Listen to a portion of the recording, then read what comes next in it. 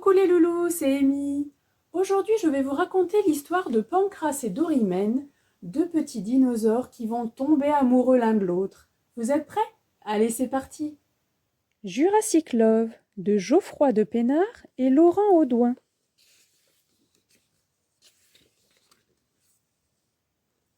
Pancras est un jeune et brillant scientifique. Il vient de quitter sa famille pour emménager dans une petite maison bien à lui. Ah, comme c'est excitant de me réveiller chez moi pour la première fois. Ah, je suis en pleine forme. Allez, hop, un bon petit déjeuner. Rien de tel qu'un œuf de cocotosaure avec une tranche de lardosaure pour bien commencer la journée. Et quoi de mieux qu'un jogging pour m'échauffer avant de déballer mes cartons? Hop!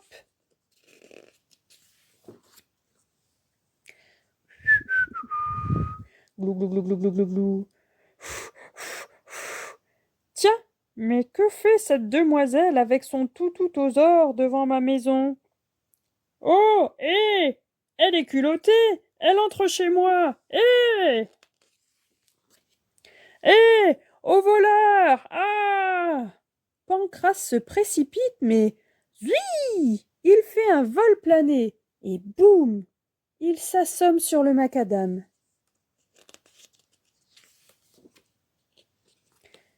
Quelques minutes plus tard, Pancras reprend ses esprits dans un taxi. Stupeur! La cambrioleuse est assise à ses côtés. Vite, chauffeur, à l'hôpital! Ah! Monsieur, ça va? Demande-t-elle. Vous avez eu un accident. Mon père est médecin, il va vous soigner. Pancras reste sans voix. Qui est cette curieuse voleuse secouriste? Nous y voilà. Désolé, je vous emprunte votre fauteuil. Aïe! Et quand le taxi s'arrête devant l'hôpital, toujours choqué et hébété, il se laisse conduire, sans mot dire. Papa? Dorimène? La demoiselle déboule dans le cabinet du docteur Polémon. Le docteur est surpris. Sa fille Dorimène ne vient jamais le voir sans prévenir. Elle se jette dans ses bras et lui raconte la terrible chute que le jeune homme a faite sous ses yeux. « Est-ce que c'est grave, papa ?» « Rassure-toi, Dorimène, cela ne me semble pas bien sérieux. Va attendre dans le couloir avec ta petite Cornélie pendant que je l'examine. » Dites greu.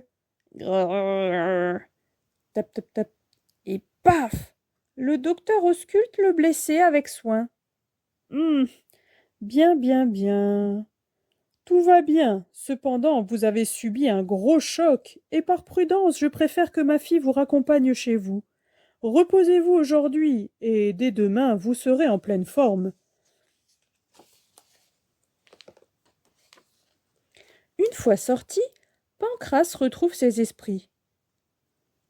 Dorimène, je vous ai vu entrer chez moi tout à l'heure.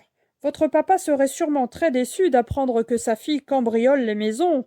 Mais qu'est-ce que vous racontez? S'indigne Dorimène. Je ne cambriole pas les maisons. Vous niez? Quel culot! Je devrais vous dénoncer. Vous devriez surtout me remercier d'avoir pris soin de vous. Gêné, Pancras rougit. C'est vrai. Allez, tenez, je vous invite dans un bon restaurant du centre-ville. Ah, voilà qui est mieux, apprécie Dorimène. Quand le taxi les dépose, elle plaisante. Vous êtes sûr de vouloir déjeuner avec une cambrioleuse? Pancras rit.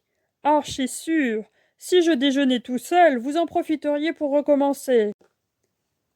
Enfin, voyons, c'est ridicule. Je peux parfaitement vous expliquer pourquoi je suis entré dans votre maison. Eh bien, je ne demande pas mieux, Dorimène. Venez donc me raconter cela devant un bon morceau de viande. Chez T-Rex, cuisine raffinée. J'ai une faim de gros or. Miam, miam, miam. Il s'attable et commande de belles côtes de rose beef aux ors. J'aime assez la façon dont vous broyez les os, dit Dorimène.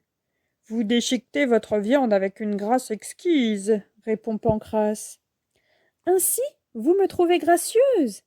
Avouez-le, si vous n'avez rien dit à papa tout à l'heure, c'est parce que je vous plais.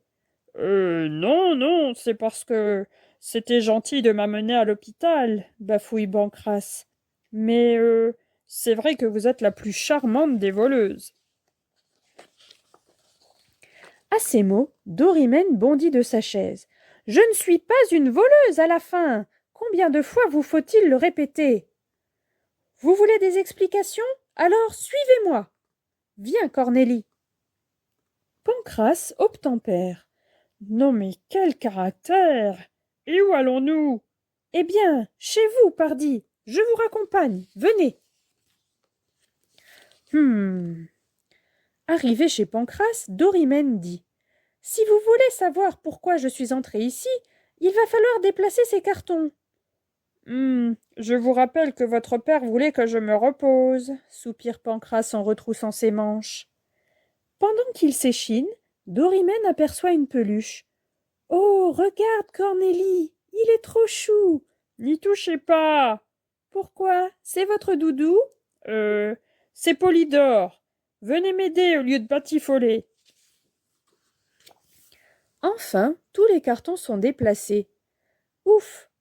C'est fait, soupire Pancrace. J'écoute vos explications, Dorimène.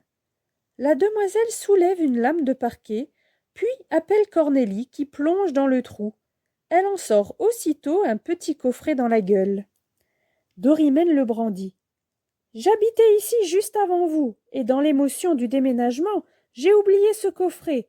Il compte énormément pour moi, et je voulais le récupérer très vite. Voilà, je ne suis pas une voleuse. Vous auriez quand même pu sonner, s'étonne Pancrace. Eh bien, c'est exactement ce que j'ai fait, mais vous n'étiez pas là. La porte n'était pas fermée à clé. Je sais, je n'aurais pas dû entrer chez vous, mais ce coffret est si important pour moi. D'un geste rapide, Pancrace s'en empare. Et pourquoi est-il si important? Mais Dorimène n'est pas d'humeur à plaisanter. Rendez-le-moi immédiatement, ou je jette Polydore dans les toilettes. Non, pas ça, supplie Pancrace en tendant le coffret. Polydore! Dorimène le serre contre son cœur. Ce sont les seuls souvenirs qui me restent de maman. Pancrace, ému, bredouille. Mais à cet instant, Cornélie s'empare de Polydore, dévale les escaliers et saute par la fenêtre. Tut tut. Pancrace la poursuit sans prendre garde à la circulation. Horreur! L'imprudent est percuté par la voiture du docteur Polémon qui rentre justement de l'hôpital à cet instant précis. Et bam! Aïe! Oh misère! Catastrophée, il se précipite, mais Dorimène l'a devancé. Elle prend la main de Pancrace qui gît, inanimé, sur le trottoir. Pancrace! Pancrace! Au bout de quelques secondes interminables, Pancrace ouvre un œil et dit « Dorimène, tout à l'heure, au restaurant, je vous ai menti. En vérité, vous me plaisez beaucoup. » Dorimène sourit. « C'est très mal de mentir. »